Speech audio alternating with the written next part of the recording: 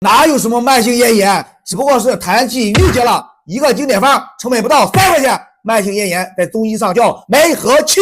如果你经常感觉嗓子有痰，咳不出来，咽不下去，但又不影响你吃喝，去医院一顿折腾，什么也没看出来。老祖宗早就研究透了，叫它梅核气，主要是痰气郁结所致，心情不好还会加重。别担心，一个小方子特别适合你。玫瑰花3克，芦根3克，陈皮3克，一起煮水喝。